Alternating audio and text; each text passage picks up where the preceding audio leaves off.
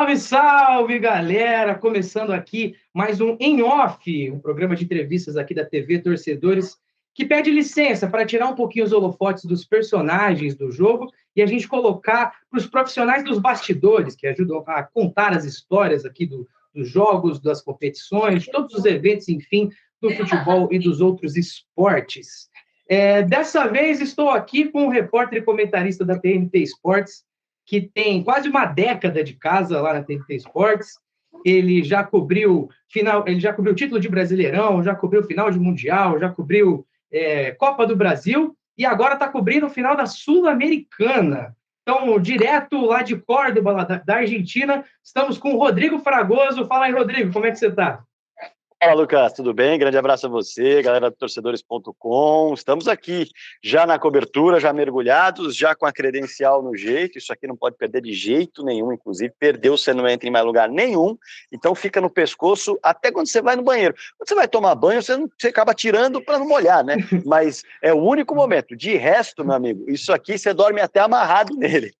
É mais importante que passaporte, mais importante que qualquer coisa, né? Tá ali com o passaporte, é a mesma coisa, tem que estar no mesmo patamar de cuidado. Esse é um tipo de bastidor que eu vou perguntar bastante para você, uma coisa curiosa, tanto pessoalmente como para todo mundo que está assistindo a gente. Bom, primeiro falando um pouquinho do jogo em si, né? Você já está acompanhando o São Paulo já há algumas semanas, já sabendo que você vai fazer esse jogo. Vou dizer uma frase aqui, vamos ver se você concorda. Esse é, de fato, o jogo da década para o São Paulo? Sem dúvida nenhuma, Lucas, é o jogo da década, e até por isso é tão gostoso estar numa cobertura como essa, né? A importância que o torcedor está dando a esse título, porque a gente sabe, o São Paulo é tricampeão mundial, o São Paulo é tricampeão da Libertadores, o São Paulo tem uma grandeza indiscutível e vive um momento de reconstrução. Quando a gente fala em jogo da década, a gente não está falando de uma década especificamente cronológica, a gente está falando da década exatamente de 22 para trás, né, de 2012 para frente, porque de 2012 para cá o São Paulo conquista uma Copa Sul-Americana, estamos falando exatamente do ano de 2012, e conquista um Campeonato Paulista com o Hernan Crespo, nada além disso. Então, esse jogo é a busca por voltar ao cenário internacional com uma glória. Esse jogo é mostrar que o São Paulo está se reconstruindo da melhor maneira possível. Esse jogo é colocar a dignidade do torcedor São Paulino lá em cima.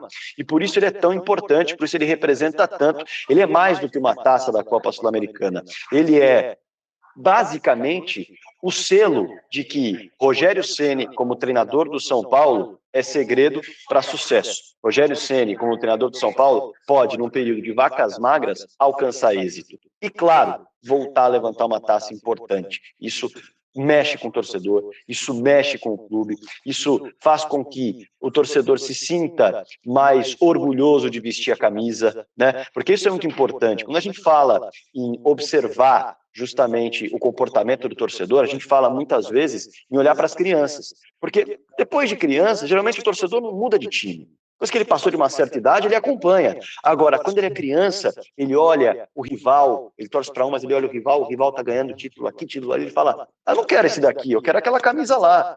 Então, para o São Paulo é muito importante, para a torcida infantil, para a torcida que está sendo criada, levantar uma taça, para ela poder gritar é campeão, para ela poder falar, eu também grito é campeão, criancinha. Isso é fundamental para manter a torcida e, claro, uma sequência de títulos é importante para você ampliar a sua torcida.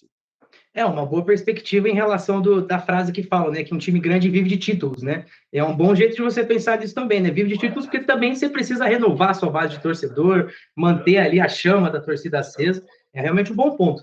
E, assim, para esse jogo da década, você que estava, né? Que você cobriu esse último jogo do São Paulo contra o Avaí, você sente que o São Paulo está pronto para essa decisão, pronto para poder ser campeão?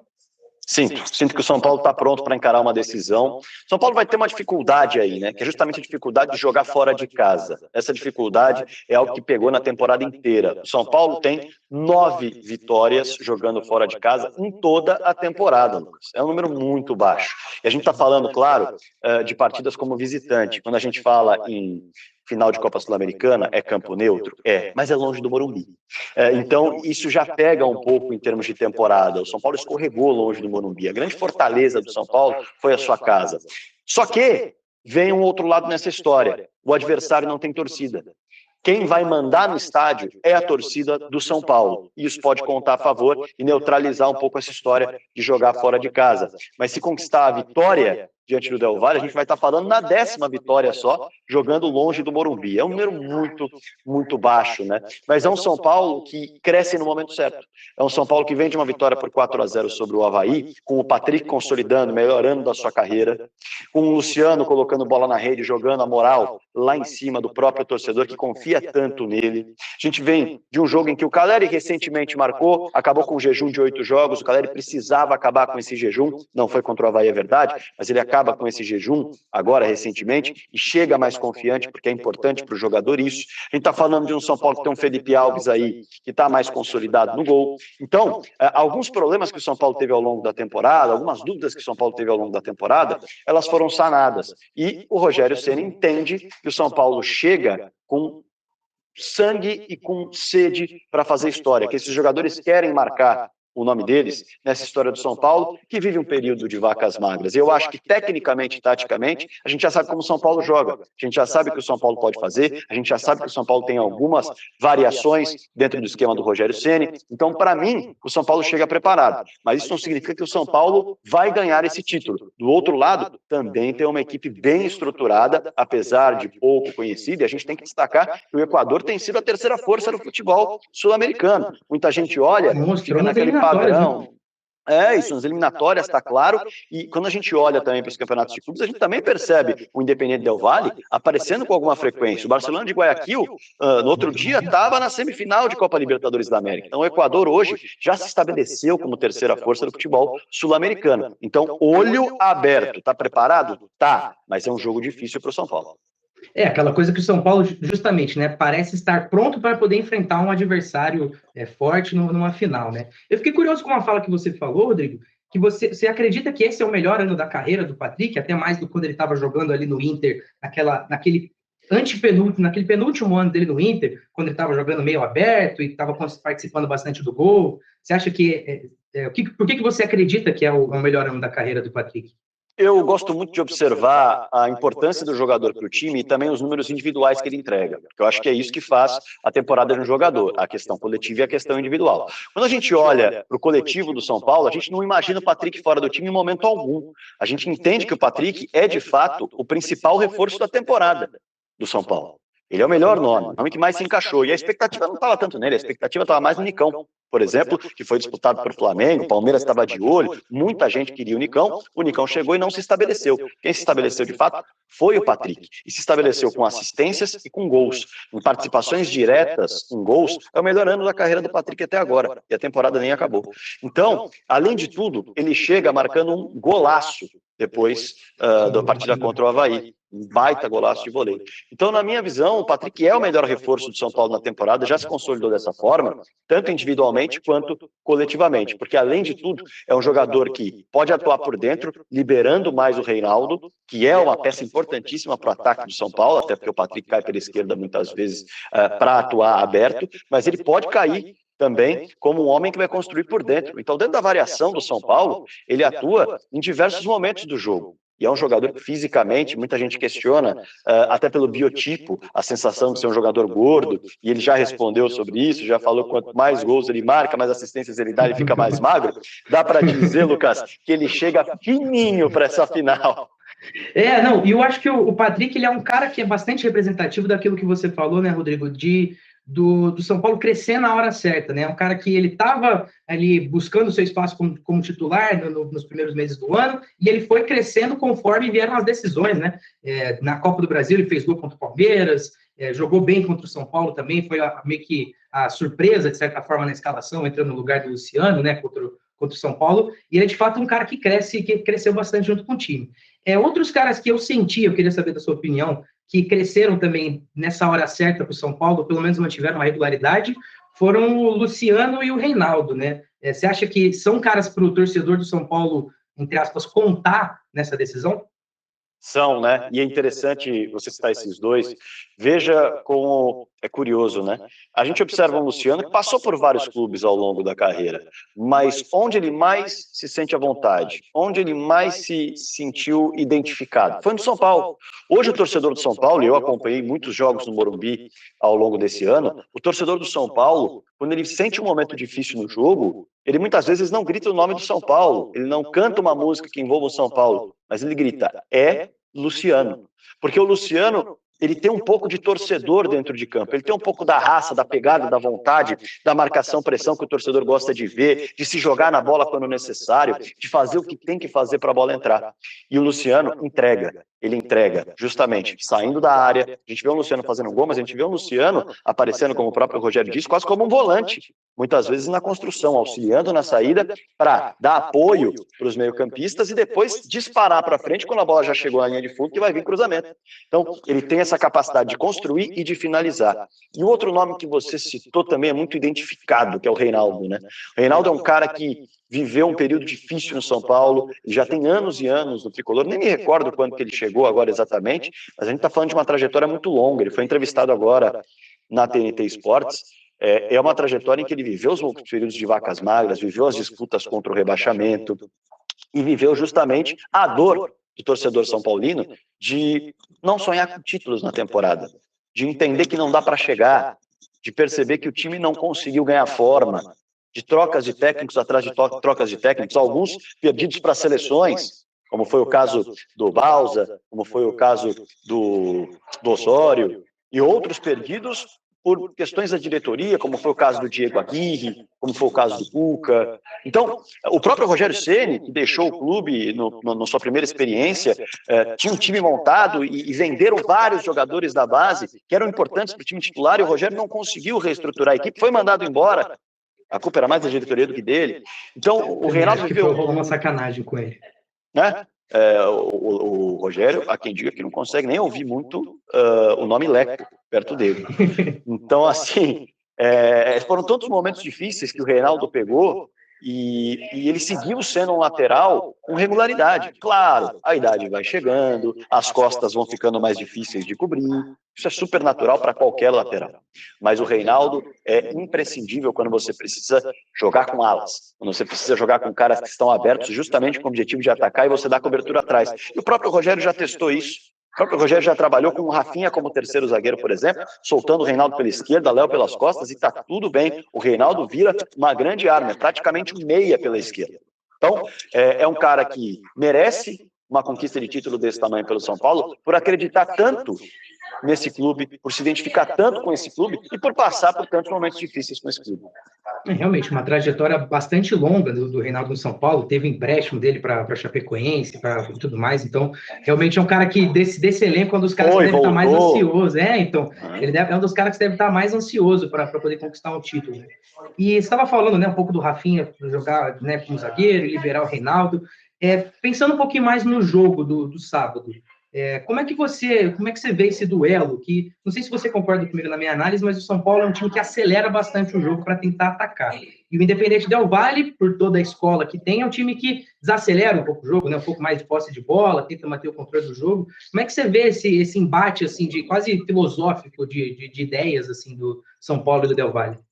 Eu acho que vai ser um jogo bem interessante, porque a gente vai colocar ali uma ideia de uma equipe que tem uma filosofia muito bem estruturada há muito tempo. Se a gente fala de um São Paulo que trocou várias vezes de técnico ao longo dos últimos tempos, a gente fala de um Independente Del Valle que teve um período muito vitorioso, inclusive ganhou a Copa Sul-Americana com Miguel Ángel Ramírez, depois teve Renato Paiva no comando, que foi um português também, fez um trabalho bastante interessante, elogiado, tanto que deixa o clube para o futebol mexicano, para o León, por uma proposta irrecusável, ele mesmo disse isso, e a gente sabe como o futebol mexicano mexe com cifras muito altas, né?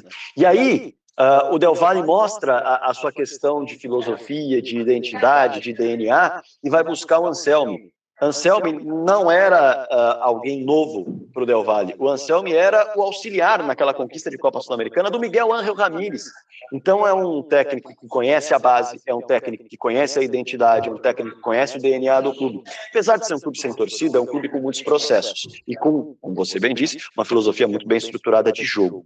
E ele só deu continuidade, assim como o Renato. Então, o São Paulo vai encarar uma ideia. São Paulo não vai encarar uma equipe que foi formada nesse ano e de repente encaixou. Não, o Anselmi faz parte de uma ideia. E de uma ideia, como você disse, bem estruturada de jogo. Tão bem estruturada que é possível ver o lado esquerdo da equipe do Del Valle muito forte. E como essa equipe do Del Valle tem esse lado esquerdo tão forte, o próprio Rogério Ceni já entendeu e já percebeu que ter o Rafinha em campo, que é um jogador que marca melhor do que o Igor Vinícius, embora o Igor Vinícius tenha mais... como eu posso falar, força para chegar, mais força para chegar, porque dependendo da expressão que eu uso, pode parecer que estou desmerecendo o Rafinha, mas você foi muito bem, Lucas. A força para chegar à linha de fundo, a vitalidade para alcançar a linha de fundo e também buscar o recuo nas costas, o Rafinha tem um pouco mais de experiência nesse sentido e atua como terceiro zagueiro se necessário. Então, além da experiência que tem, do controle que é absolutamente necessário no jogo desse, da tensão, Rafinha é um cara super campeão. Tendo isso em vista, é muito mais tranquilo para ele lidar com adversidades no momento em que isso seja necessário, que isso pode acontecer contra o Del Valle. O Igor Vinícius já não é um cara tão campeão. Então, ter o Rafinha em campo tem esse ganho também. Além do ganho que eu citei, da preocupação com a força do adversário. É claro que não é só o lado esquerdo que é perigoso, mas é muito perigoso. Justamente por isso, o Rafinha é um nome que foi testado contra o Avaí, já para planejar, de acordo com o que o jogo entregar, uma possível defesa e neutralização desse lado esquerdo do Del Valle. Mas é um time que tem qualidade, é um time que tem característica ofensiva, tem uma vocação de vitalidade para buscar o jogo rápido, enquanto o São Paulo é um time que constrói muito por dentro, né? São Paulo é um time que, como o próprio Rogério diz, ele não tem velocidade pelos lados, então ele coloca a qualidade para ir de toque, para ir de pé em pé, e por isso ele coloca meio-campistas que têm o toque na bola como grande característica. Se utilizou muito tempo com o Igor Gomes, que é um cara que, por mais que não tenha vivido um grande ano, a gente sabe que tem uma qualidade técnica que já mostrou em outras temporadas, mas tem um Pablo Maia que está crescendo, o Rodrigo Nestor tem uma qualidade indubitável também, quando a gente fala de toque na bola, e coloca alas interessantes justamente para criar com dois atacantes, sendo que um deles se movimenta justamente por dentro. É o caso do Luciano e Caleri, ou às vezes, que não é o que ele vai se utilizar aqui, né, colocar o Patrick e o Caleri.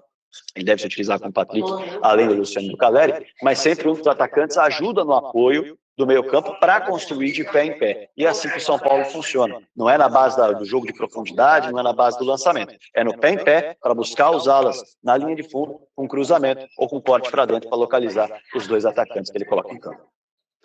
O São Paulo tem realmente... Deu para ver muito bem contra o Avaí o jeito que o São Paulo vai tentar atacar, né, o Del Valle, tentando abrir o ala e tentando encontrar aquele corredor interno ali dentro da área, né, o Nestor passando o tempo inteiro. E uma coisa que eu concordo com você sobre o Rafinha, né, que eu acho que realmente estrategicamente falando vale mais a pena você ter o Rafinha no começo, que caso você precise ter o Igor Vinícius chegando com mais força no fundo, realmente, estrategicamente pensando para a final, você tem essa alternativa, né? Mas você estava mencionando, Rodrigo, do lado esquerdo do Independente Del Valle, para o torcedor são paulino que está acompanhando o jogo, que está acompanhando a nossa entrevista aqui, quem que você diria para ele ficar de olho, assim, são os caras que são perigosos do Del Valle nas suas análises? Cara, assim, quando a gente fala do Del Valle, a gente fala de um jogo muito coletivo, né? Mas é interessante destacar como o Del Valle se utiliza também da qualidade técnica, não terá em campo um jogador que é importante. Muito se fala de que ele é o artilheiro do Del Valle na Sul-Americana, porque ele tem 4 gols, o Lautaro, chegou de uma equipe da Argentina, de segunda divisão, Vila Dálmine, observado pelo scout do Del Valle, com muita qualidade. Foi um jogador que encaixou muito fácil no esquema do técnico Martin Anselmi. Mas, aparentemente, ele não estará à disposição. É boa notícia para o São Paulo, mas ele não é o artilheiro e nem é o grande nome desse Del Valle nesse momento. O Júnior Sornosa, que nós conhecemos muito bem, é o nome desse Del Valle. Tem 15 gols e 8 assistências na temporada. É um cara que realmente está com muitos números. E claro que a gente tem que citar o nível de enfrentamento do futebol equatoriano. Não há dúvidas disso. A gente tem que falar que é um nível de enfrentamento menor. E quando você se organiza, tem processos, investe em scouting, você fatalmente acaba conseguindo um bom rendimento e a partir daí se destaca. É o caso do Independente Del Valle. Então, o olho que tem que ficar muito aberto, principalmente, é na construção dessa equipe. E a construção dessa equipe tem o Sornosa como principal nome, com 15 gols e 8 assistências. Então, acho que o Rogério vai ter que se preocupar muito com isso, além do que o Sornosa é um cara de bolas paradas também. Então, é outro ponto que é preciso ficar atento. Quando você coloca jogadores que vão buscar o mano a mano, vão buscar aquela ideia de ou eu passo ou você me faz a falta, geralmente você está buscando vantagem nas duas ocasiões. Se eu passar, é vantagem para mim, eu, o jogador que estou atacando, e se eu não passar, é o meu treinamento de bola parada com o cara que faz a diferença. E pode ser o caso do Sornosa. Então, eu diria que é olho nessa questão de criação. Chegou muita gente aqui para estar um barulho na recepção do hotel. Estou na recepção do hotel para explicar. Chegou muita gente para fazer check-in de uma vez. Mas, enfim, é isso. O grande nome hoje, a grande característica do Del Valle está atrelada ao Júnior Sornosa, à questão do desenvolvimento da bola parada também, e esse jogo pelo lado esquerdo, que também é fundamental. Enfim, é um time coletivo, mas que tem os seus destaques, e como eu bem disse, é uma equipe que trabalha com a ideia do coletivo, com a ideia de acelerar o jogo, mas também com o jogo de pé em pé, e tem ótimos resultados. Desde a chegada do Martin Anselmo, são 16 vitórias, 4 empates e 3 derrotas. Então, é um time que está acostumado a vencer, é um time que está habituado a triunfar, e por isso vem com uma mentalidade, com uma confiança tão grande quanto é a confiança do São Paulo para esse jogo. Vai ser um grande jogo. Não, eu também tô com bastante expectativa para esse jogo, justamente pelo crescimento que o São Paulo teve nessa reta final e por toda a tradição, né, recente do Del Valle, né, com esse estilo de jogo. Para a gente poder passar a régua, né, no campo, né, especificamente, só queria perguntar do outro grande personagem da partida, que é o Rogério Ceni, né? Você entende que o Rogério Ceni, como que ele está se preparando para essa partida? Você acha que realmente tem essa questão dele estar colocando a vitória como um preponderante para continuar no São Paulo? E também uma coisa que eu ouvi nesses últimos dias, eu queria saber da sua opinião, dele ser um cara que às vezes se prepara demais para uma partida e, sabe, e estuda demais o adversário e às vezes atua demais em função do adversário e de menos tentando encontrar soluções dentro do próprio time. Queria saber um pouquinho do que você pensa sobre o personagem Rogério Ceni para essa partida. Então, o Rogério Ceni, ele é um grande personagem desse jogo, porque a gente está falando de uma pessoa histórica para o São Paulo. A gente está falando de uma pessoa que se mistura justamente a história de vida dele com a história do clube. Ele está falando do principal jogador da história do São Paulo e que tem uma oportunidade enorme. Essa oportunidade enorme é justamente a oportunidade de se tornar só o quarto ser humano a conquistar títulos como jogador e como treinador do São Paulo. Ele está falando de José Poi, que foi histórico, inclusive foi goleiro também, conquistou título como goleiro e como técnico, Nelsinho, Batista e Muricy. E o Rogério, eu acho que pela história que constrói, pela relação que tem com o São Paulo, ele merece estar nesse hall. E essa Copa Sul-Americana é uma grande oportunidade para ele. Tendo isso em vista, a questão histórica do Rogério, eu acho que ele é um técnico absolutamente fissurado em estudar, em mergulhar no que ele tem à disposição em termos de análise de desempenho e de controle dos seus jogadores. Vou até contar um bastidor legal. O Rogério, recentemente, pode falar de uns 3 meses para cá, ele teve uma lesão muscular. Ele teve uma lesão muscular. E foi uma lesão bem séria. Ele ficou com muita dor na coxa e abriu um buraco na coxa dele. Assim, realmente a musculatura dele era visível. Isso foi um relato que veio do clube. E ele não conseguia tratar. Falavam para ele, Rogério, você precisa tratar isso. Tanto que o Rogério ficou manco por muito tempo. Você viu o Rogério andando na beira do gramado? Ele estava andando mancando. É verdade, ele era manco mesmo, nossa. É por conta dessa lesão muscular. Ele não conseguia tratar. Por quê? Porque, de acordo com os relatos do clube, ele chegava às 7h30 da manhã e ia embora 8 horas da noite. Então eles falavam, Rogério, você precisa tratar. Ele falou, não tenho tempo para tratar. Eu preciso entender o que o meu time precisa. Isso aqui, eu toco o barco. Eu não tenho tempo para tratar. Então, o Rogério ficou com essa lesão muscular por muito tempo. E nesse exato momento, não sei como está essa lesão muscular, inclusive dá até para perguntar para ele, mas ele tem mancado menos. Talvez ele tenha conseguido, de alguma maneira, tratar por um período menor. Mas é um cara muito, muito voltado ao trabalho, muito, muito voltado à análise de dados. E disse na última entrevista, depois do jogo contra o Avaí, que está preparando o São Paulo só para vencer. Ele nem quer pensar em derrota. E aí muita gente questionou, peraí, mas então ele está preparando o São Paulo sem pensar no Del Valle? Não, de maneira alguma. Ele está preparando o São Paulo para neutralizar as armas do Del Valle, e ele mesmo citou isso, e o Rafinha sendo utilizado contra o Avaí é um dos exemplos da preparação dele e do olhar da comissão técnica para as potencialidades que tem o Independiente Del Valle, e também, claro, está preparando o que ele tem de melhor para esse confronto no quesito ofensivo, para colocar bolas na rede. Eu acho que ele trabalha, sim, com um olhar para o adversário. Eu não acho que ele trabalhe pensando só no São Paulo. Acho que foi essa pergunta que você me fez, né? Dele se preparar, às vezes, excessivamente, olhando para o adversário e menos para o São Paulo, né? É algo que eu lembro de ter até crítica quando ele estava treinando o Flamengo sobre isso. E houve também algumas colocações nesse sentido no jogo do São Paulo contra o Flamengo na Copa do Brasil, em que ele coloca Patrick e Caleri, e ele se utiliza de um esquema em que muita gente falou que foi bastante defensivo, mas no fim das contas o São Paulo atacou demais, amassou o Flamengo, embora tenha sido 3-1, o futebol tem dessas. E também acho que contra o Palmeiras ele faz algo parecido, se não me falha a memória, de se utilizar de um esquema um pouco mais defensivo e mexer nas peças de acordo com o adversário.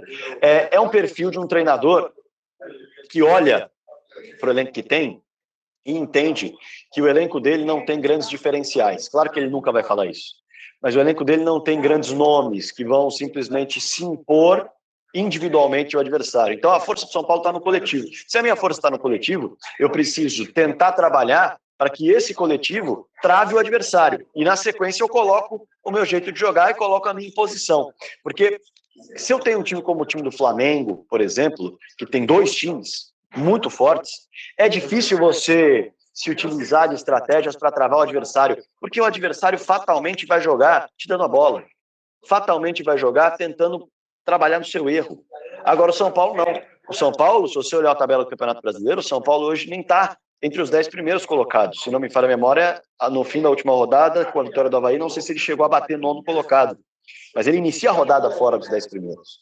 Então, não é uma equipe que tem basicamente os diferenciais para se utilizar de eu vou jogar só pensando na minha estratégia, eu vou pensar só jogando em sufocar o adversário. Eu preciso olhar para o que o adversário vai entregar para se preparar para os resultados. Eu gosto do trabalho do Rogério, inclusive independentemente do título da Copa Sul-Americana, eu acredito que o Rogério fez um trabalho excelente com o elenco que tinha à disposição, com a série de lesões que precisou trabalhar ao longo da temporada, alcançar uma semifinal de Copa do Brasil e alcançar uma final de Copa Sul-Americana, apesar do trabalho não ter sido tão bem desenvolvido no Campeonato Brasileiro, eu acho que mostra que o Rogério, com o que fez, com o que tinha à disposição e com as lesões que precisou lidar, o Rogério conseguiu chegar longe. E isso mostra um bom trabalho, independentemente de taças, na minha análise. Eu também tenho expectativa de que o Rogério Ceni só esteja blefando em caso de uma derrota para a Sul-Americana, que ele queira continuar, assim, porque realmente o trabalho que ele tem feito, ele é bom não só agora, mas você vê que dá para colher ainda mais fruto no ano que vem, né? O time cada vez mais acostumado com o esquema, com jogadores mais moldados com o que ele entende, né? Eu imagino que a sensação geral aí seja de que ele vai continuar independentemente do resultado, né? Eu havia me esquecido dessa pergunta. De fato, Lucas, a sensação que eu tive, tá? Não foi de um ultimato. Inclusive aqui não, nós estamos em Córdoba, mas no Equador, eu li alguns jornais que colocaram ultimato de Rogério. Se o técnico de São Paulo disse que se não vencer a Copa Sul-Americana, deixa o tricolor e tudo mais.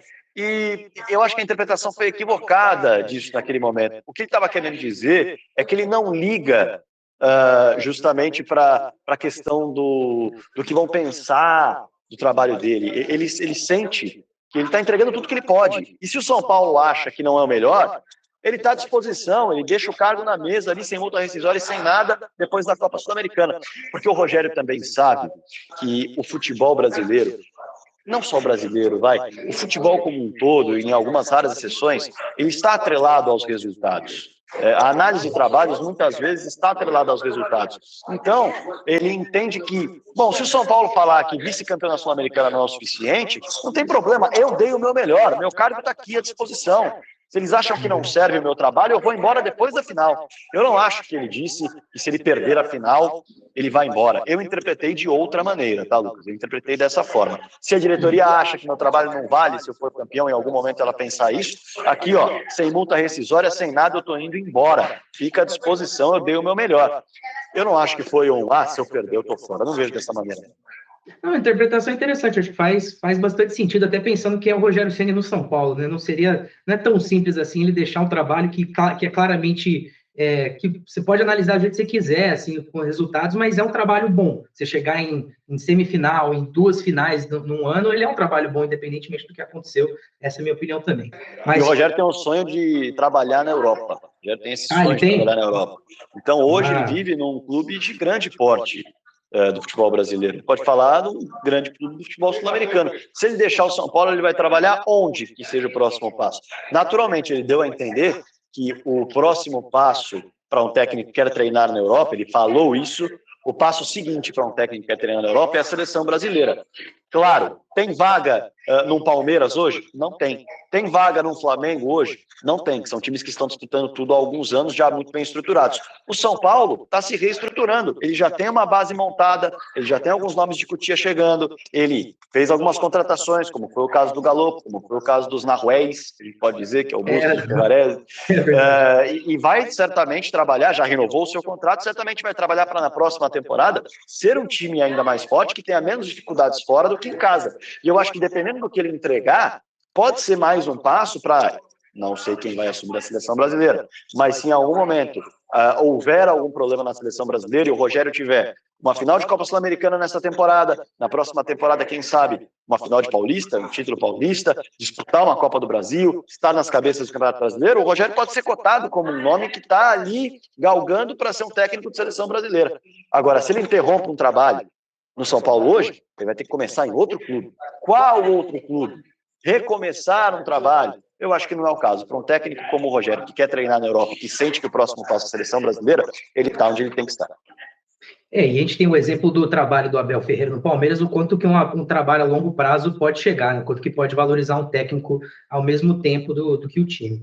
Mas agora, assim, a gente tem a final que vai acontecer da Sul-Americana, São Paulo e Independente Del Valle, e tem a sua final, né, Rodrigo, que é a cobertura inédita na sua carreira de uma final continental. E eu queria entender aqui como é que está passando, como é que está sendo a preparação nesses dias antes da grande final, do sábado. Queria entender um pouquinho como é que é o dia a dia de quem está desde ontem, desde quarta-feira, desde terça-feira, perdão, desde terça-feira na Argentina, saber como é que é o dia a dia para quem está se preparando para uma final, que é um grande momento para você também, né? Sem dúvida. Eu acho que a gente trabalha ao longo dos anos justamente para realizar sonhos, né? Eu tenho a sorte de trabalhar justamente com o que eu gosto de fazer, com o que eu amo. Até por isso, no dia em que eu vou voltar para São Paulo, eu quero assistir um jogo aqui da terceira divisão do futebol argentino. Estou me planejando para isso.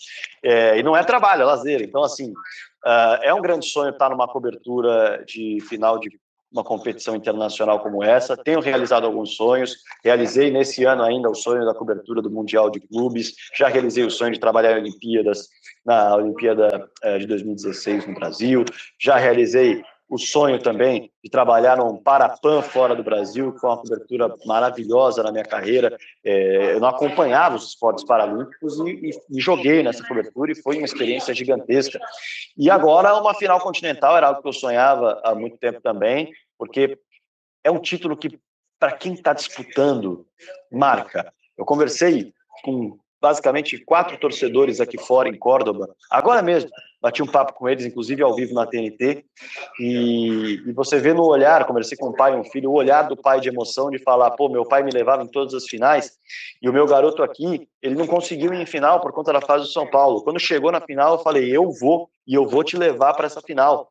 Então, é diferente, sabe? A outra família com quem eu conversei, o filho foi à semifinal da Copa Sul-Americana contra o Atlético Goianiense e convidou o pai, vamos lá, vamos torcer para o São Paulo passar para a final. E o pai falou, não, eu não estou muito confiante que esse time vai passar. Aquele sentimento ruim do torcedor que está abalado com a fase do São Paulo.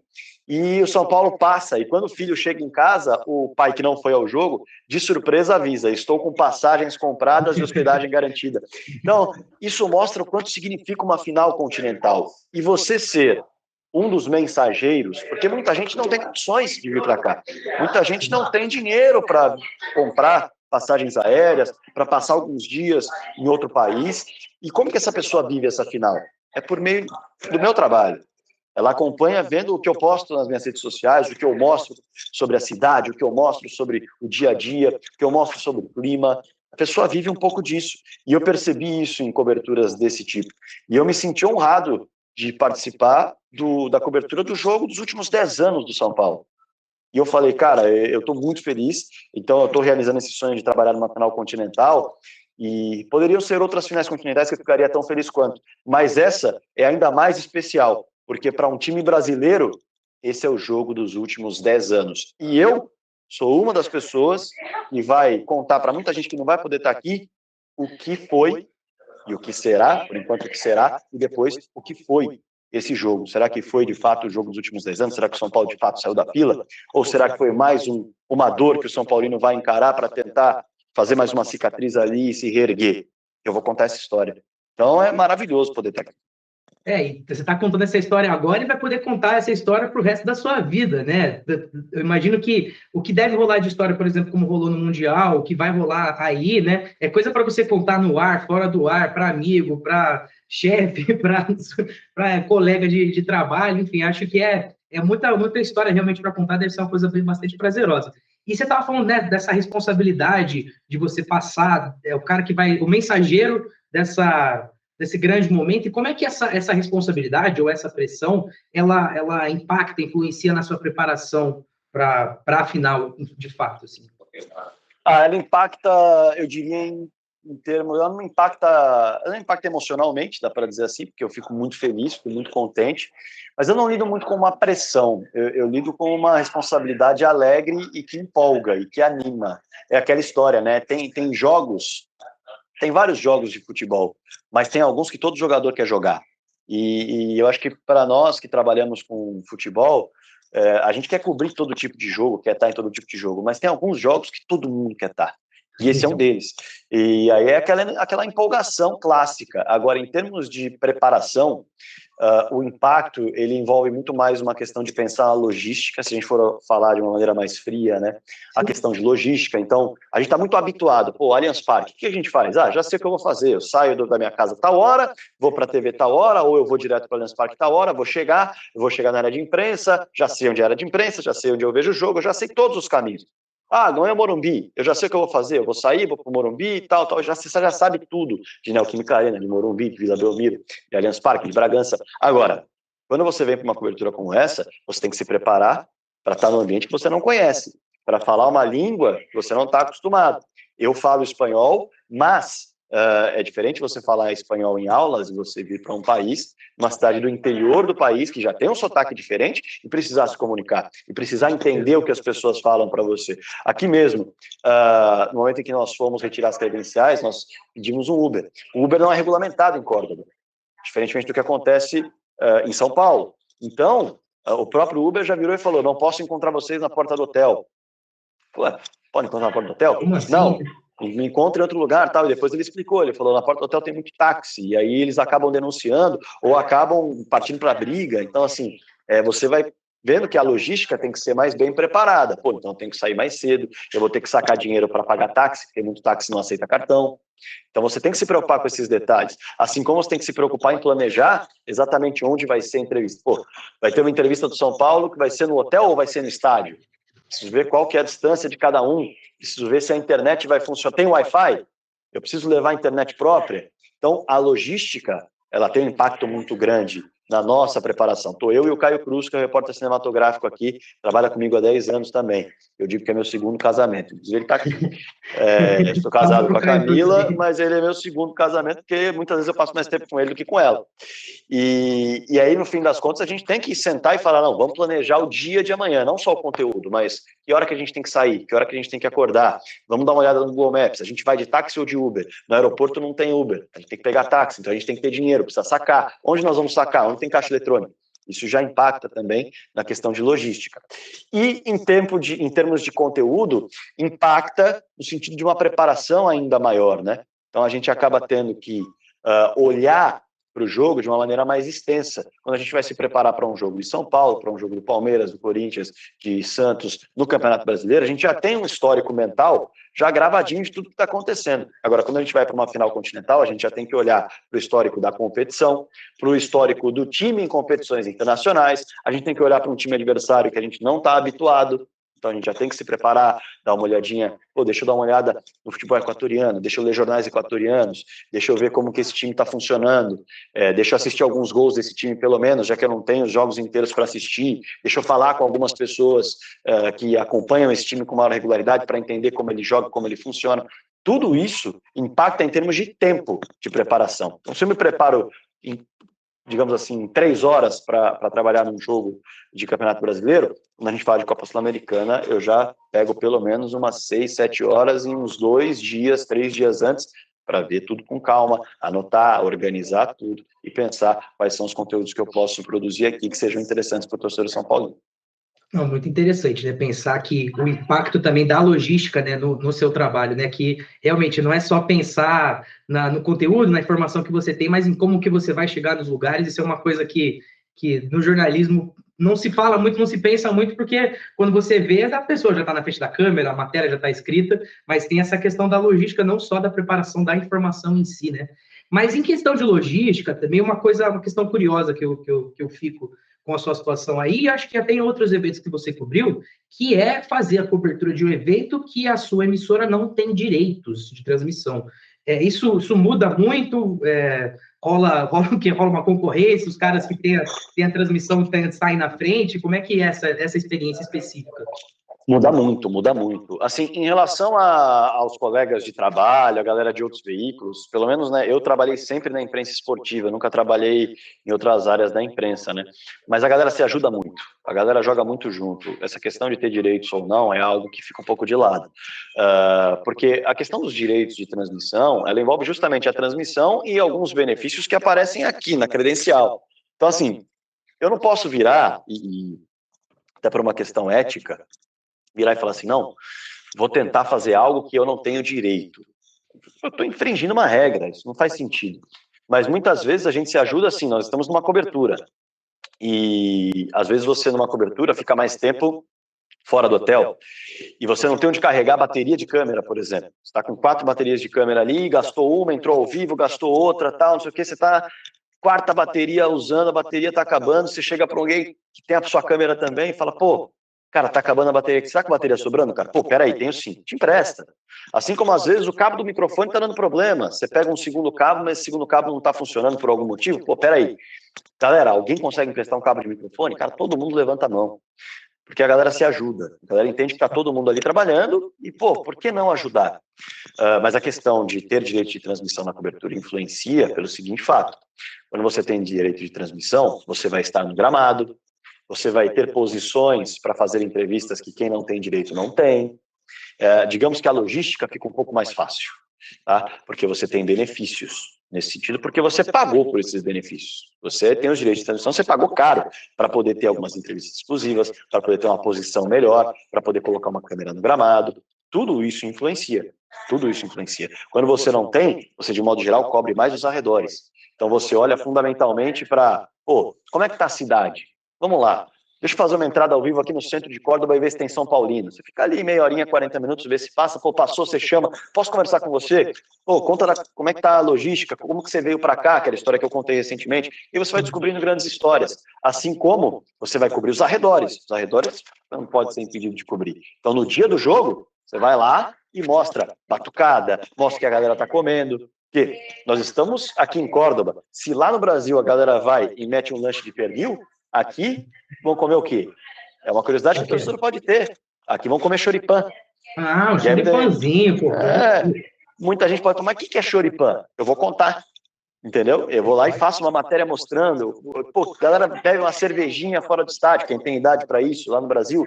Aqui tem uma bebida típica, que é o Fernet Cola, que eles têm um orgulho danado, que é chama Fernet Branca, uma bebida alcoólica, e eles misturam com Coca-Cola. Então chama Fernet Cola o drink, dá para chamar assim. Sim. E eles têm um baita orgulho disso. Aqui em Córdoba, qualquer lugar que você encostar, você pede uma Fernet Cola, eles vão te arrumar. No Brasil é caríssimo, inclusive tem em poucos lugares o Fernet. E aí a galera... Acho que já desanimei de beber, então. É caro pra caramba. Então, assim, aqui é barato. Então a galera vai poder experimentar uma bebida típica. E nos arredores dos estádios se vende muita Fernet Cola também. Você, como responsabilidade de mostrar e fazer a galera que não está aqui se sentir aqui, você vai lá e mostra a Fernet Cola também. E conta o que é. E por aí vai. Então, há uma diferença assim. Quando você tem direito, você está dentro do estádio, de um modo geral, você não sai de lá. Você vai mostrar o time chegando, vai entrevistar o técnico na chegada, você já vai ter um foco mais fechado no jogo, porque você vai transmitir o jogo. A galera que não tem o jogo para transmitir, vai no evento. E o evento tem os arredores, o evento tem as curiosidades, o evento tem o torcedor. E é assim que a gente vai trabalhando. Imagino que estimula bastante a sua criatividade, como você estava falando, de não só nos arredores, mas também a criatividade de encontrar um ângulo legal que passe uma informação ao mesmo tempo que você está falando na câmera. Eu imagino que estimule bastante a criatividade nisso. E só uma dúvida mesmo que ficou, é se no dia do jogo você vai conseguir estar no estádio ou não. Você consegue estar no estádio no dia do jogo. Quem não tem direito de transmissão pode gravar a entrevista coletiva e também a zona mista. A zona mista, para quem não sabe, é onde os jogadores passam para dar entrevistas. E aí, você pode gravar, não pode colocar ao vivo, só depois que acaba. Então, os jogadores passaram pela zona mista, acabou? Aí quem não tem direito de transmissão pode colocar essas entrevistas que fez no ar, nas suas redes sociais, na sua TV. Coletiva, mesmo procedimento. No estádio, no jogo, durante o jogo, você não pode nem subir com a câmera para onde você vai assistir o jogo. A câmera fica em outro lugar, com chave trancada, e você vai só com seu celular, os olhos, e se alguém pegar você fazendo vídeo dentro do estádio ou gravando dentro do estádio, e isso for veiculado de alguma maneira, pegam sua credencial e mandam você sair do estádio e fim de papo. E tchau, rapaz. Aliás, uma última dúvida que eu fiquei para a gente poder sair de Córdoba aí para outros lugares aí do mundo. Você falou que a sua credencial é a sua grande arma aí, o seu escudo, o seu passe livre para um monte de lugar. Tem alguma outra coisa que não pode faltar para quem está fazendo uma cobertura em outro país, uma cobertura jornalística em outro país? Sabe o que é isso aqui? Carregador. Powerbank não pode faltar, porque você está o tempo inteiro se utilizando do celular, principalmente hoje em dia, que a gente pode falar que talvez uns 10 anos atrás a galera estava sempre entrando ao vivo ou gravando materiais pela câmera, né? E aí você não podia deixar de lado um carregador de câmera. Isso segue assim também, né? Hoje nós carregamos também as baterias e tudo mais para o momento em que nós vamos utilizar da câmera. Nós vamos utilizar a câmera. Agora, a gente faz muita coisa de Instagram, Twitter, TikTok, rede social. E aí a bateria do celular vai embora rapidinho. Então, você não pode andar sem isso aqui. O Powerbank, se você andar sem, eu te garanto que a minha bateria acaba, agora 1h30 nesse momento que eu estou te falando, que a gente está conversando. A bateria do meu celular já está chegando no finalzinho. E a gente está falando eu comecei a trabalhar hoje, acordei para tomar café às 8, comecei a trabalhar às 9. Das 9 à 1h30 já está acabando a bateria. Só que eu estou no hotel. Então tudo bem. Eu vou lá, carrego, mas eu podia estar fora. Se eu estou fora do hotel, o dia está só começando e eu não tenho mais bateria no celular, ferrou. Você tem que andar com isso. Se você não andar com isso, esquece. Você está ferrado na cobertura da transmissão. Então, na cobertura do evento. Então, de fato, isso aqui não pode faltar para você ter acesso aos lugares de treino e tudo mais. E o Powerbank é absolutamente fundamental. São duas coisas que você não pode esquecer de jeito nenhum ao sair do seu hotel. E se tiver mais de um Powerbank, melhor ainda. Eu tenho 2. Olha lá, tá vendo? Tem que ter, imagino que tem mais de um ainda por cima. Agora, saindo assim um pouquinho de Córdoba, dando uma passeada por outros lugares aí, na verdade até um pouquinho para a Europa. A outra coisa que é uma questão inédita na sua carreira, pelo menos dentro da TNT Sports, é que você agora passou a ser comentarista também, né, dos jogos da Champions League. Então eu queria saber de você, assim, dessas primeiras impressões, né? Foram 2 rodadas de Champions League. Queria saber suas primeiras impressões, assim, de um repórter que passou a ser comentarista também. Cara, isso é um negócio curioso, né? Eu ainda estou vivendo essa transição, estou sentindo o que é isso, e na verdade ela nem é uma transição, na verdade eu estou descobrindo essa nova função, né? Porque eu não vou deixar de ser repórter, né? Se fosse uma transição, eu estaria mudando totalmente a minha função, mas na TNT a gente trabalha com uma ideia de produção de conteúdo em todos os setores. Então, recentemente, por exemplo, eu apresentei o de placa, então fui apresentador, estou repórter, e serei comentarista, inclusive no dia 5 já tem jogo da Champions que eu serei comentarista e fui comentarista anteriormente. Então você tem que estar preparado para tudo, aquela questão muito da multifunção, né? Você tem que estar ali pronto para apresentar uma live, para comentar numa live, para comentar num jogo ou para reportar numa transmissão ou até mesmo para criar conteúdo de reportagem nas mais diversas mídias no dia a dia. E é assim que funciona. Mas, de fato, a questão dos comentários era muito nova para mim. E era um sonho, era um desejo, eu tenho estudado muito para isso, tenho lido muitos livros, tenho me forçado a abrir a cabeça, me forçado a memorizar mais algumas coisas, que a minha grande dificuldade é a memória, muitas vezes me foge nome de jogador, muitas vezes me foge campanha, inclusive para você ter uma ideia, uma história que aconteceu hoje, eu estava conversando com um taxista aqui em Córdoba, e ele falou, o último técnico do Brasil que eu lembro foi o Dunga. Aí eu virei e falei, pô, mas o Dunga foi lá da Copa de 2010, cara. Aí o meu cinegrafista virou e falou assim, pô, você esqueceu que o Dunga voltou? Aí eu falei, olha lá, é mesmo, ele voltou, né? É que voltou por tão pouco tempo, então assim, às vezes me foge algumas coisas. A memória é algo que eu preciso trabalhar, inclusive tá nos meus planos trabalhar de uma maneira mais técnica a memória. Mas pelo menos como comentarista tem o caderninho ali do lado, a colinha ali, não lembrar o nome do jogador. Né? E é uma preparação enorme, uma preparação muito grande de assistir a lances. É uma preparação muito semelhante à preparação do repórter. A diferença está no formato, a diferença está em como você vai se comunicar. Né? O repórter ele vai trazer ao longo de uma transmissão fatos, em momento algum ele vai dar opinião. Não é a função dele durante uma transmissão dar opinião, não é a função dele durante uma entrada ao vivo dar opinião. Claro, se o apresentador pedir, se o formato do programa trouxer esse plus ao repórter, ele pode fazer, mas não é a função primordial dele. O comentarista não, o comentarista ele tem de dar opinião, ele tem de dar a visão dele do jogo, ele está ali para comentar o que está acontecendo, porque o torcedor está vendo o que está acontecendo. Então, é uma maneira diferente de trabalhar.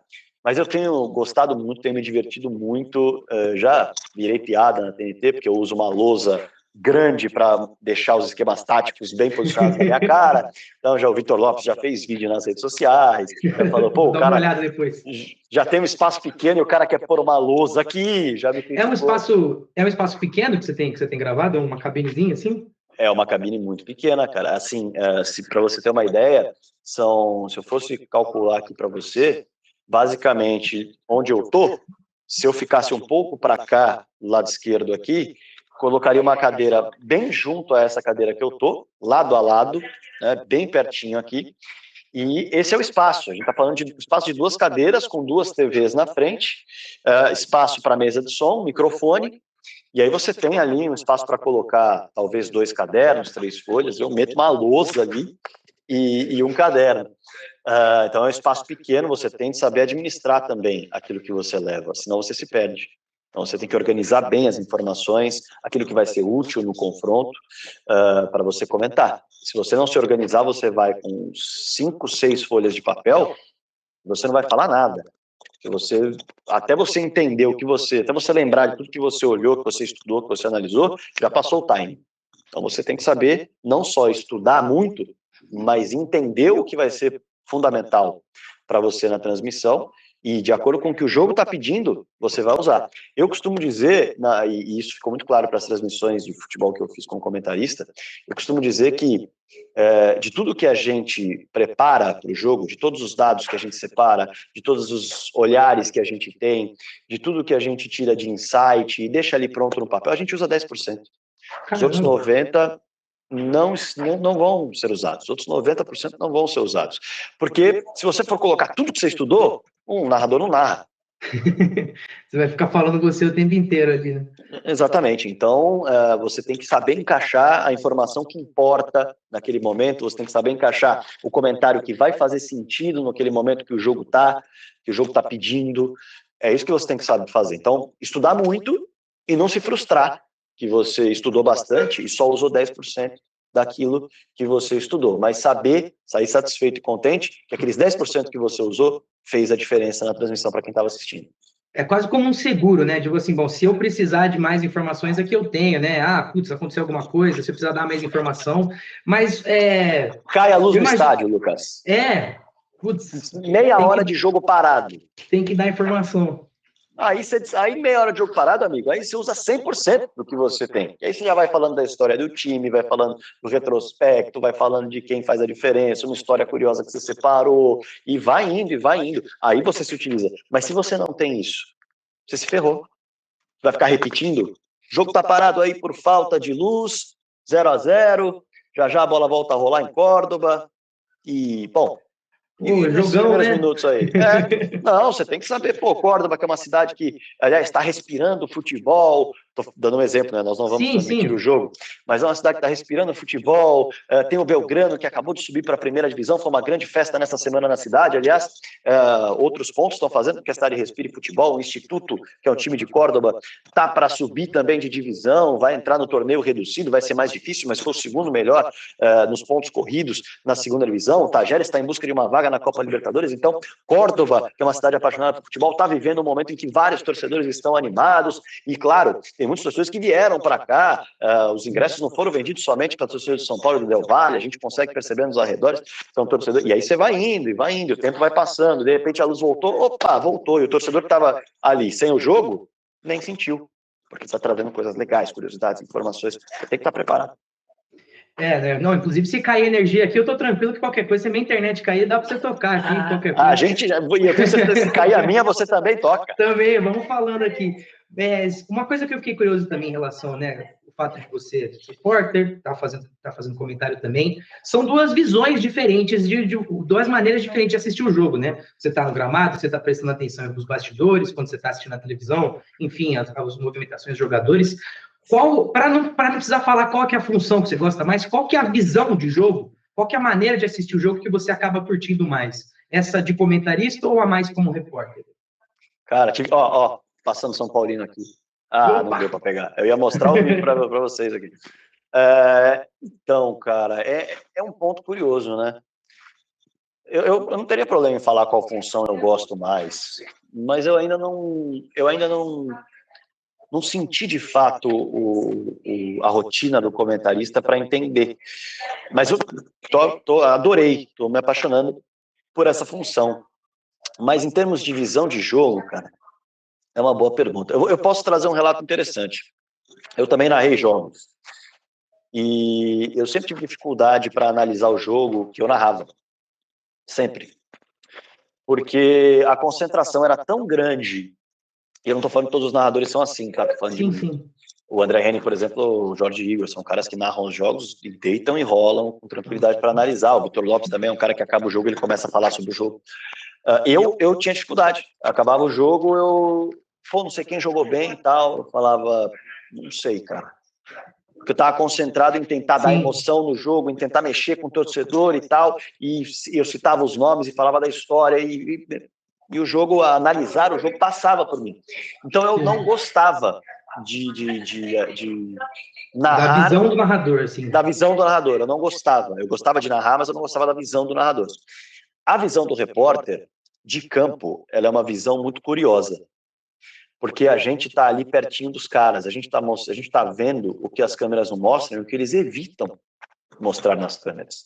Então, muitas vezes a gente vê uma discussão dos caras que a gente nem pode falar o que foi.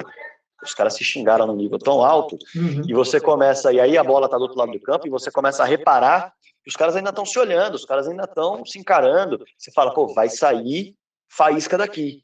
E aí você já pode trazer esse relato. Então é um relato que só você viu e que você entrega. Eu gosto muito dessa visão. Mas veja como é uma visão diferente. O torcedor que gosta daquele relato vivo, daquele relato de real time, do que está acontecendo, de sensações do jogo, ele vai gostar mais da visão do repórter. Mas tem um torcedor que quer entender o que está acontecendo com o time dele. Por que meu time não consegue atacar? Por que meu time não consegue fazer um gol? E aí vem o lado do comentarista, que eu acho muito legal. A visão do comentarista é uma visão, pelo menos do que eu estou percebendo, no qual eu pelo menos tenho tentado deixar de lado os detalhes minuciosos de sentimento de campo e você olha para o todo. Você analisa o que cada técnico está tentando fazer para furar o outro. E aí é muito interessante. Eu tenho gostado, mas eu não consigo dizer qual é a minha favorita, mas eu consigo te explicar essas três diferenças. Essa diferença. O narrador ele tem que se concentrar em dar um show com o jogo, ele tem que fazer o jogo ser espetacular para você que está assistindo, independentemente do jogo tá bom ou não. Ele tem que te divertir, ele tem que te informar, ele tem que te entreter. Então, ele foge um pouco do olhar frio para o jogo. Ele vai tentar te convencer de que aquilo que você está vendo está legal. O comentarista já é um cara que vai tentar explicar o que está acontecendo ali.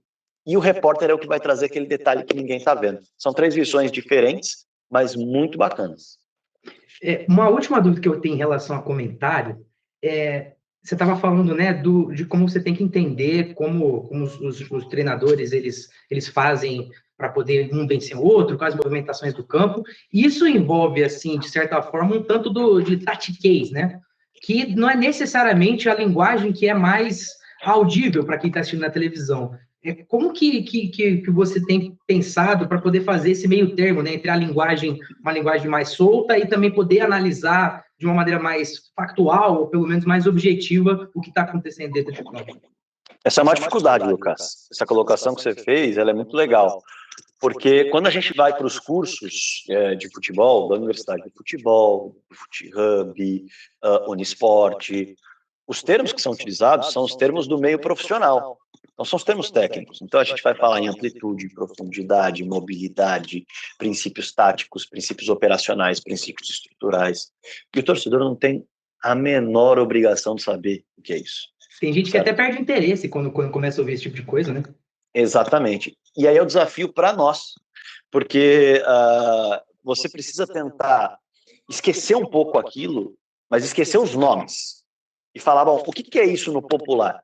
Se eu for contar isso, se for contar isso para uma pessoa que não gosta de futebol, como é que eu explico? Porque, o cara gosta de futebol, você fala, não, se ele gosta de futebol, ele vai entender. Ele pode não gostar do tactiquez, mas ele vai entender. Vai falar, tá faltando amplitude. O cara já ouviu tantas vezes isso que ele já absorveu o que é. Mas é o que você falou, ele vira e fala, puta, lá vai começar aqueles termos chatos. O cara perde o interesse. Então, muitas vezes, você tem que virar e falar, bom, se eu fosse falar para alguém que não manja de futebol, o que é isso?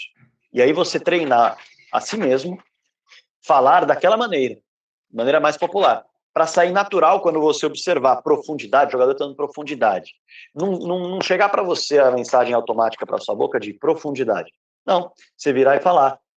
Bom, o time do Palmeiras está buscando jogar ali, aprofundar a bola, né? Jogar a bola lá no fundo, na linha de fundo, para quê? Para pegar a zaga correndo para trás. E quando o cara está correndo para trás, ele está desesperado. Pronto. Você já conseguiu explicar para o cara que, beleza, a hora que eu ver que aquele time lá está correndo para trás, é que deu merda. E o comentarista explicou. Meu time está tentando jogar a bola nas costas daqueles caras que eles vão correr para trás desesperados. Pronto, você já falou o que é a profundidade. De uma outra maneira. E provavelmente 80% da sua audiência entendeu. Diferentemente se você virar e usar a profundidade. Quer dizer que é fácil fazer isso? Não. Eu muitas vezes ainda me utilizo dos termos. Ainda me utilizo. Até pela questão de você estar começando, você vai na sua segurança. Né? Você vai no que você tem segurança. Eu tenho segurança em falar assim. Mas você se cobra depois. Eu me cobro depois. Eu falo, pô, eu preciso falar de outra maneira. Nos meus vídeos, que não são durante transmissões, nos vídeos em que eu falo sobre futebol, eu já tenho grande naturalidade em falar os termos mais populares, em explicar e tal. Muita gente fala, pô, eu passei a gostar de ouvir sobre tática assistindo você. E eu fico feliz pra cacete, cara. Pra mim é um troféu. Legal, pô, que da hora. E eu fico muito feliz quando eu leio isso nos comentários. Isso acontece. Mas nas transmissões é mais difícil, porque nas transmissões o comentarista tem menos tempo para falar, ele precisa ser sucinto. Não dá para você ficar explicando. Isso é verdade. Dá para você dar uma palestrinha assim, né? Nos meus vídeos de YouTube, às vezes eu paro para falar sobre um lance, eu falo 2 minutos sobre o lance. Imagina, 2 minutos de jogo, falando, o jogo rolando e você falando. Já não. foi 3, 4 lances, já. Você tem que ser papum, tem que ser rápido. Então, é uma dificuldade, é uma barreira que eu acho que a experiência vai fazer com que você consiga quebrar. E aí tem muito a ver de trabalhar e depois chegar em casa e assistir. Não adianta chegar e perguntar ô pai, você assistiu o jogo? Pô, e aí, o que você achou? Adorei. Ô chefe, você assistiu o jogo? O que você achou? Gostei, né? Tá bom, são pessoas que viram o teu jogo e falaram, gostei. Tá bom, mas assim, você precisa se cobrar, porque a tua cobrança é diferente. E aí você precisa se assistir. Precisa sentar e falar, eu vou assistir o jogo inteiro, quieto, e anotando. Pô, falou um negócio que foi muito tatiquês. Pô, falou um negócio que não ficou bom, não ficou claro. Qual foi? E anota. E vai olhando para suas próprias dificuldades para melhorar. Aliás, isso é um bastidor que eu acho que deve ser bastante comum entre comentaristas e pessoal da televisão, que é assistir o jogo no dia seguinte, né? Não adianta só ali na hora do trabalho, depois você tem que continuar assistindo o jogo justamente como você falou, né? Para poder anotar as coisas e ver as coisas até de uma outra maneira, às vezes até de uma maneira um pouco mais objetiva. Mas eu queria entender também um pouquinho, agora falando um pouquinho mais da sua trajetória, como é que foi, né? Assim, nesse processo no esporte interativo, na TNT, você passar por um momento complicado que eu imagino, né? Que foi o fim do esporte interativo, ter a TNT, e você conseguir dar esse passo para frente, evoluir e conseguir fazer as coberturas em loco de decisões, de conseguir fazer comentários, né? Que era um outro sonho seu. Queria entender um pouquinho da sua trajetória, o que você pensa que foi importante nesse caminho. Cara, foi a minha trajetória, a minha trajetória de carreira, eu falei do Rogério Ceni, né, que a vida dele se mistura com o São Paulo, a minha vida se mistura muito com a TNT Esportes, a minha vida se mistura muito com o esporte interativo, com o EIMAX, com o EIMAX 2, com o esporte interativo Nordeste, com tudo isso, a minha vida se mistura muito, minha rotina se mistura muito, meus relacionamentos, né, meus amigos, minhas amizades, as pessoas que trabalham comigo que há muito tempo, tudo isso. A minha esposa não, minha esposa veio da faculdade. Veio da faculdade e está comigo e eu não largo de jeito nenhum. Mas muitas das minhas amizades e relações hoje, elas têm muito a ver com o meu dia a dia de trabalho e com esse laço que eu criei com a TNT Esportes, com o esporte interativo. E justamente com essa construção que você citou, Lucas, que é justamente a construção de você ter passado por muitas coisas, inclusive por momentos difíceis, como você citou, que foi quando o canal se encerrou. O momento foi muito difícil de lidar, de entender, de ver tanta gente que a gente gostava saindo, e de ver que a nossa rotina ia mudar completamente, de cair no escuro, de falar, e agora? Estava acostumado a ter uma programação inteira para preencher, agora não tem mais canal. Qual vai ser nosso dia a dia? Para quem pergunta? Tanta gente tinha saído, né? Para quem que a gente pergunta? Esse foi o momento mais difícil, sem dúvida nenhuma, foi o momento mais difícil da trajetória aí. Parece até hipócrita dizer isso, sendo que eu fiquei, né? Mas fiquei, sigo trabalhando, mas emocionalmente foi uma pancada. Nada comparado a quem saiu, mas emocionalmente foi uma pancada e foi muito difícil. Agora, em termos de trabalho, dia a dia, cara, foi uma trajetória maravilhosa de muito aprendizado, desde estagiário, trabalhando com reportagem mesmo, quando eu entrei, e depois da reportagem, começar a fazer algumas narrações, apresentar alguns programas. Eu mesmo, ainda novo na empresa, muitas vezes cheguei a substituir o André Henning no programa que ele tinha, no ar com o André Henning, e apresentar o programa. Aí sim. Pois é, mesmo muito novo. Então, eram desafios que iam aparecendo e você tinha de simplesmente agarrá-los e falar, vamos embora. Inclusive, na primeira oportunidade que eu apresentei o programa com o André Henning, eu implorei para apresentar, basicamente, porque nós estávamos lá na sede da Rua Viradouro, que nem é mais onde a Esporte Interativo São Paulo fica Esporte Interativo São Paulo, na época do Esporte Interativo, a TNT Esportes fica, e eu estava lá, a gente estava pronto para sair para uma pauta, na época era um treino do Corinthians, que não ia ter nem coletiva, a gente ia para o treino do Corinthians, a gente ia fazer imagens. E o programa do André começava, eu acho que às 10 da manhã, o André chegava por volta de 8 da manhã na TV, para preparar tudo e tal, com a equipe dele, E a equipe dele não conseguia contato com ele, e quando conseguiu, ele estava tendo o famoso piriri. Ele não tinha condição de sair do trono. Virou rei. Cara, o programa tinha que ir ao ar, não tinha como. Naquele momento a gente não tinha uma gaveta, que é o termo que a gente usa para um programa que fica gravado e a galera pode usar no momento de desespero. E nós não estávamos com uma gaveta. A gente não tinha um programa reserva para colocar. E falaram, vai ter que ser ao vivo, cara. Aí falaram, não, o Mário Grillo, que também tá na TNT ainda, é um grande amigo, cara que me ajuda muito, me dá muita força lá para conseguir realizar meus sonhos também. É um cara muito trabalhador e faz tudo na TNT. Ele virou e falou, cara, eu acho que eu vou ter que colocar alguma coisa, reprise no ar, tal. Eu virei e falei, não, cara, eu apresento. Aí ele falou, porra, mas você apresenta como? Não lembro de se apresentar. Eu falei, confia em mim. Eu apresento. Aí ele virou e falou, tem certeza, cara? Eu falei, tenho, pô. Dá em mim. Liga para a chefe de reportagem, que era a Miúça na época, hoje ela está na produção executiva. Liga para ela e fala para ela que eu não vou no treino do Corinthians. Que eu vou apresentar e o cinegrafista vai para o treino sozinho. Já que eram só imagens. Sim, e aí ela autorizou e ele falou, cara, vou avisar agora o Diego Vieira, que também hoje é uma das grandes cabeças da TNT Esportes. E ele virou e falou, ele tem certeza? E o Mário falou para ele, tem. Falei, então bota o moleque na tela.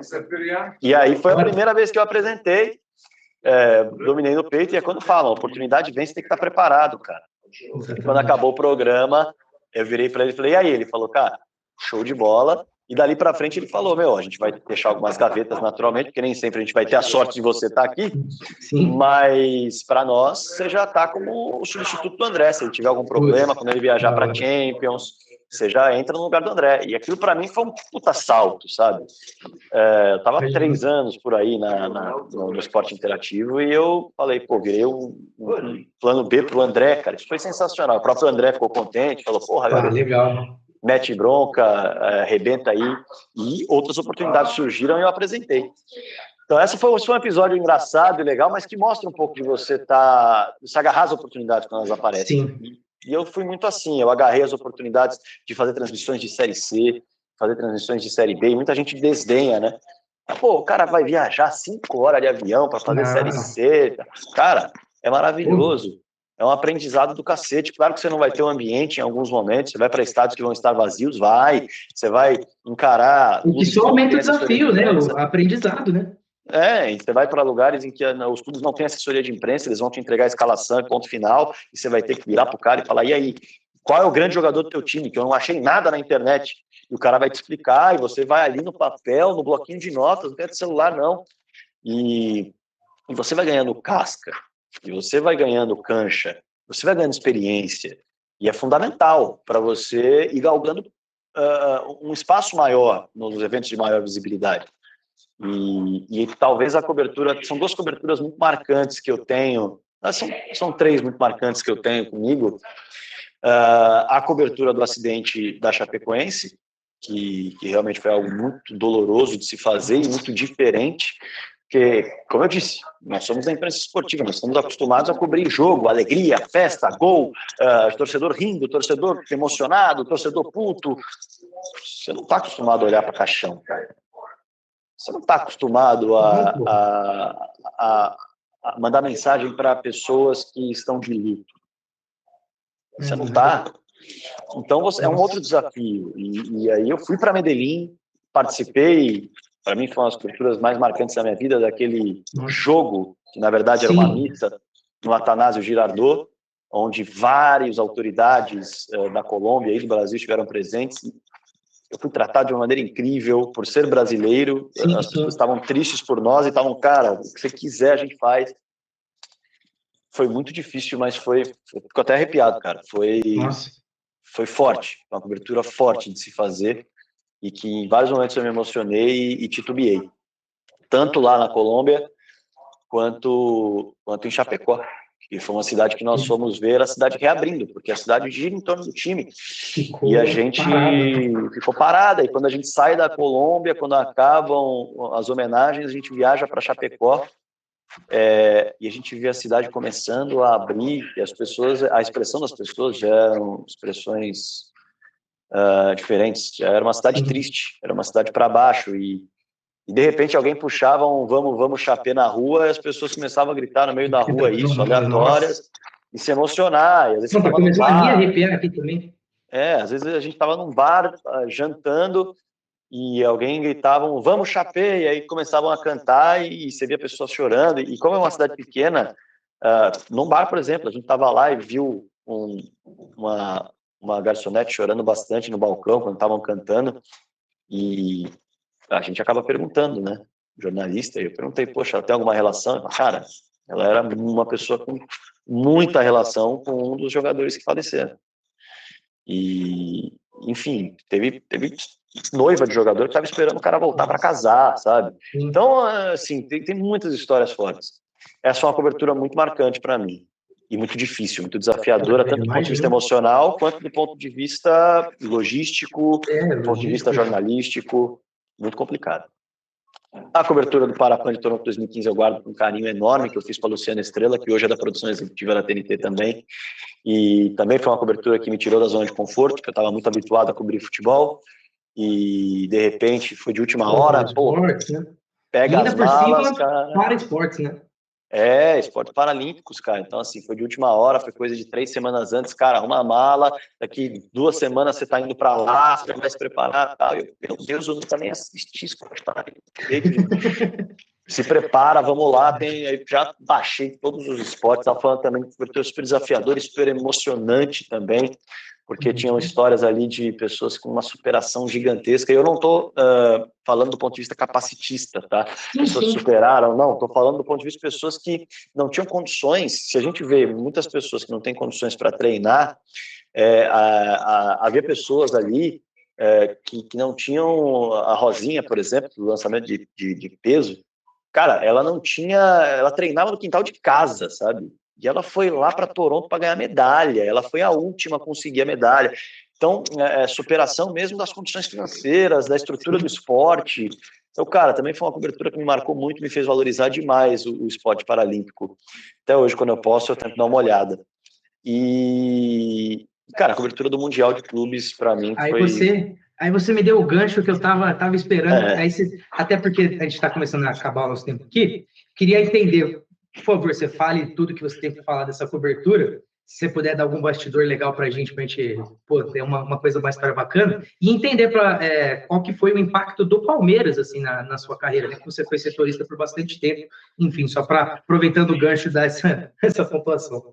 Cara, o impacto é enorme, né? O impacto é enorme. Eu fui setorista do Palmeiras, eu fui apenas setorista do Palmeiras, né?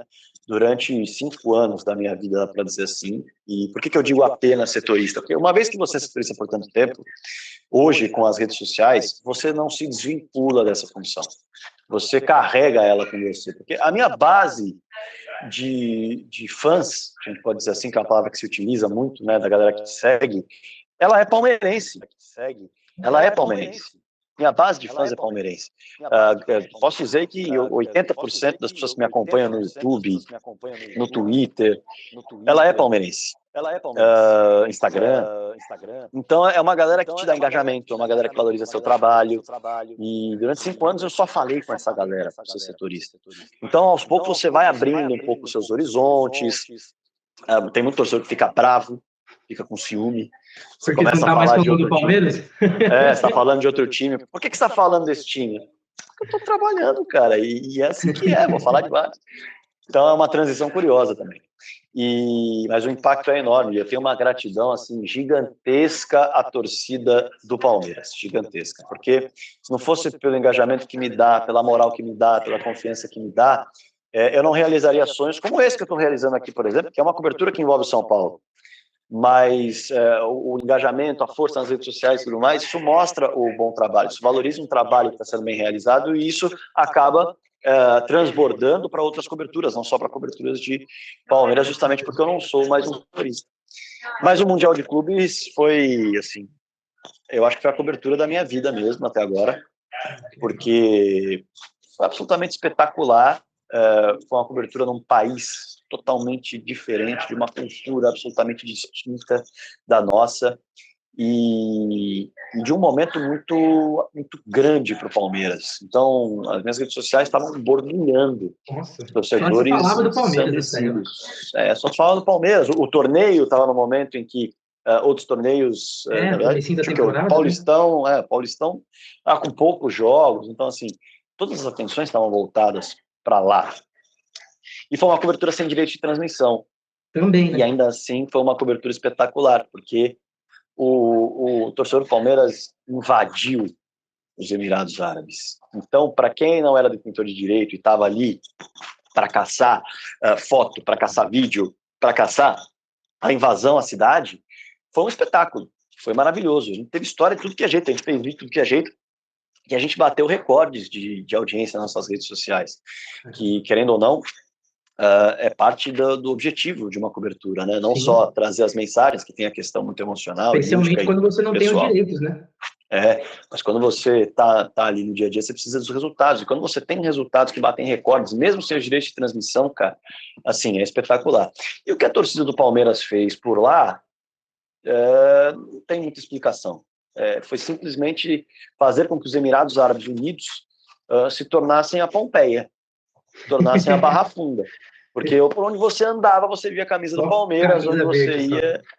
você via as pessoas do comércio local falando Palmeiras, ei, Palmeiras, você vê as pessoas do comércio local, sabe? Uma língua que não tem nada a ver, eles falavam Palmeiras, e quando você vê a semifinal que a torcida do Palmeiras fez, deixando a torcida do Al-Ahly, que na fase anterior lotou o estádio, a torcida do Al-Ahly ficou num cantinho minúsculo, e a torcida do Palmeiras fez aquilo virar, para muitos, o Palestra Itália, porque inclusive lembrava um pouco a estrutura do Palestra, foi espetacular. E na final também. Na final que a torcida do Palmeiras fez foi gigantesco. A maior parte do estádio foi da torcida do Palmeiras e era um estádio grande, um estádio enorme, com 2 andares. E a torcida do Palmeiras empurrou, apoiou. E o time do Palmeiras fez uma campanha muito bonita também. Então, assim, não à toa a torcida do Palmeiras recebeu inúmeras homenagens do próprio governo, as pessoas do comércio local queriam coisas do Palmeiras porque se encantaram com o que o torcedor fez por lá. Então foi uma cobertura na qual eu não tinha os direitos de transmissão, eu não estava no gramado, não estava contando a história dos jogos, mas eu contei a história de uma invasão espetacular de uma torcida brasileira nos Emirados Árabes Unidos. E algum bastidor legal para compartilhar em relação ao Palmeiras, ao final do Mundial? Abel, alguma coisa só para a gente poder encerrar aqui, alguma história legal? Cara, eu posso trazer, deixa eu pensar aqui num bastidor bacana de lá. Você vê, memória é o meu problema, né? Se quiser ser um bastidor mais recente também, não tem problema. Não, vamos buscar um bastidor legal de lá, pensando aqui. Cara, vou trazer um bastidor da cobertura, tá? Ele não é divertido, mas ele é impactante. E quando você está na cobertura, muitas vezes você vê esse tipo de coisa. Eu já contei esse bastidor uma vez, eu vou contar de novo, porque esse bastidor me marcou muito na cobertura. Nós estávamos ali já na prorrogação do duelo da finalíssima, e nesse momento de bastidor, a gente tem que descer, porque quando o jogo está para acabar, você não pode arriscar ficar preso, porque o torcedor está descendo e tal, você tem que sair antes. E quando o Chelsea faz o 2-1 de pênalti, eu imediatamente, já estava na escada, eu desço correndo, e faltavam ali coisa de 5 minutos para acabar o jogo. Eu desço correndo para chegar na posição da zona mista, que é onde os jogadores obrigatoriamente têm que passar. Se aqui no Brasil muitas vezes o jogador não é obrigado a passar pela zona mista, ele pode sair por outros cantos, nos torneios FIFA não tem jeito, ele tem que passar. E quando eu chego lá, eu me posiciono no local onde havia a placa dos não detentores de direito. Dos outros, né? Só que ela era muito próxima também dos detentores de direito e eu conseguia ver do meu lado direito a saída do túnel, onde os jogadores passavam. E como eu disse, eu desci e eu perdi ali uns 4 minutos de jogo. No que eu desci, eu cheguei e aí o Luan, zagueiro do Palmeiras, no que eu me posiciono, ele tá saindo do gramado de cabeça baixa, só que o jogo tava rolando. E não tinha TV ali. Aí eu falei, ué, o Luan foi substituído no fim do jogo. Pô, o Luan fez o pênalti, foi substituído. Eu falei, caramba, que pancada, cara. Mas, bom, é um zagueiro, o Palmeiras precisava empatar, o Abel tirou um zagueiro que talvez ele sentisse que poderia ter sentido alguma coisa. E aí tinha uma TV virada bem para o túnel, nós não conseguíamos ver, que era do lado do acesso ao vestiário. E o Luan veio andando de cabeça baixa, e aí ele parou rapidamente para olhar a TV, o jogo estava rolando, ele parou, sozinho olhando a TV, e o jogo acabou. No que o jogo acabou, um membro do staff do Palmeiras, eu não vou citar quem é, mas para não causar questão, ele chegou próximo do Luan e foi dar a mão para o Luan e para dar apoio. E o Luan balançou a cabeça e tirou a mão dele assim, num gesto de tristeza profunda assim dele, balançou a cabeça e foi para o vestiário. E eu falei, caramba, o Luan que fez um ano tão bom, o Luan que fez uma temporada espetacular, para mim jogou até naquela temporada 2021 melhor do que o Gustavo Gomes, ele tem muito azar. Eu acho que o Luan, em alguns momentos, ele tem muito azar. E ele teve o azar da bola bater na mão dele. E o Chelsea ser campeão, um pênalti que bateu na mão dele, cara. Ele estava devastado, assim. A sensação era que ele tinha perdido um parente. Essa era a sensação que ele passava, cara. E aí, beleza. Aí, algumas entrevistas aconteceram, tal. Nós fizemos todo o trabalho de entrevistas, saímos, fomos jantar. 2h30 depois do jogo, eu virei para um colega que estava lá, a gente ia jantando, assim, papo de 2h30 depois. Mano. Sim, sim.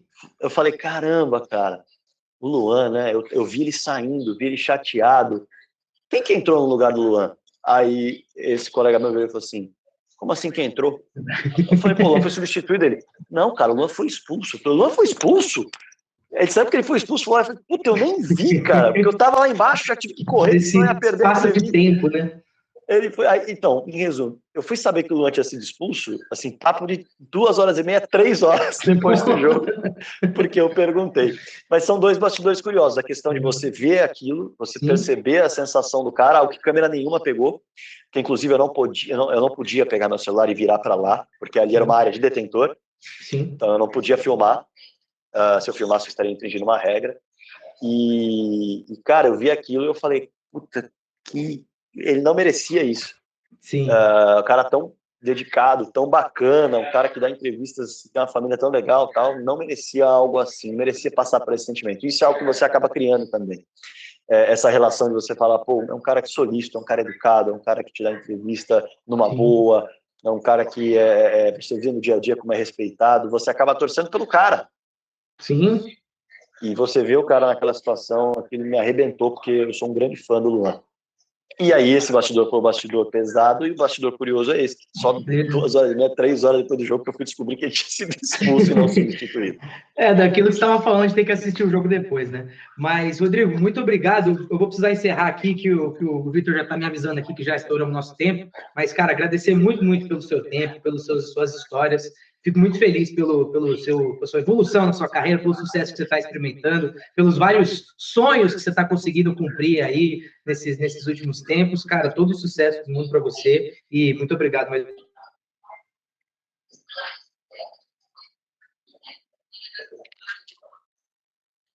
Acho que travou aqui. Agora voltou. No finalzinho travou.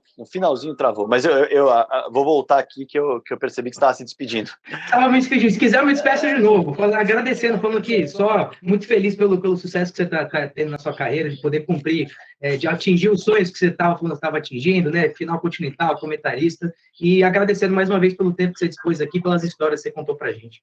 Valeu demais, Lucas. Obrigado pelo convite. Valeu ao Vitor também por aguardar. Você por aguardar, que eu sei que estava aqui na correria e não consegui chegar na hora para a entrevista. Mas só agradecer pelo carinho. Espero que tenha sido bacana. E, claro, agradecer a moral que todo mundo me dá nas redes sociais. Galera que chega, manda mensagem.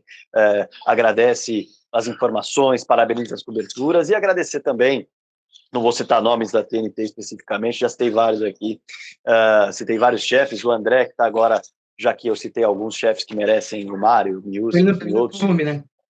O Vitor Costa, que não está mais com a gente, agora está na concorrência, mas também é um cara que me ajudou muito em vários sonhos que eu realizei, e o André também, que está aí agora como chefe, que também tem me ajudado muito, cara nota 10, espetacular, e toda a galera que trabalha comigo, toda a galera que está no meu dia a dia.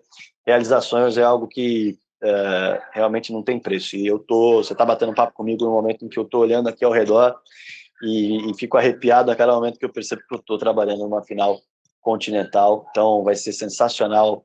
Está começando hoje para valer, assim, né? Ontem foi um dia mais estrutural, mas e depois desse trabalho, eu chego em São Paulo no dia 5 de outubro, que é o meu aniversário, eu terei um jogo para comentar a Champions League, que é realizando mais um sonho também.